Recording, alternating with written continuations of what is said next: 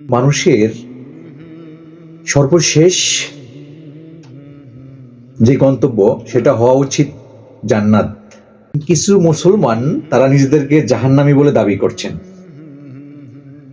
আমি বলছি সেটা হলো ইদানিং কিছু লোক একটা দলকে জান্নাতি দল বলে আখ্যায়িত করে তাকে অসম্মান করতে চায়। আসলে জান্নাতি শব্দটা অসম্মানের শব্দ নয়, অনেক সম্মানিত শব্দ। মানুষের সর্বশেষ মোট ৭৩টা দল হবে, যেটা আপনি জানেন, আমি জানি, সবাই জানি, সব মুসলমানেরাই জানি। ৭৩টা দলের ভিতরে মাত্র একটা দল হবে জান্নাতি, বাকি ৭২টা দলই হবে জাহান্নামী। তাহলে আপনি একটা দলকে যদি জান্নাতি দল হিসেবে ঘোষণা করেন, বাকি তো আপনি তার ওই দলের না, আপনি তো তাইলে অন্য দলের, অন্য যে কোনো দলের হন না কেন, তাহলে আপনি জাহান্নামী। সেক্ষেত্রে আপনি নিজেকে জাহান্নামী বলছেন।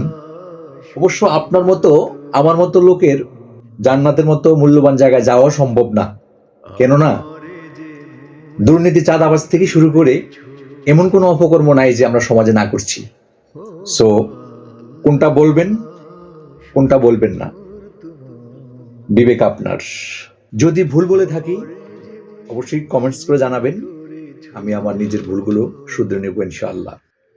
আমারে যে মুসলিম করেছো।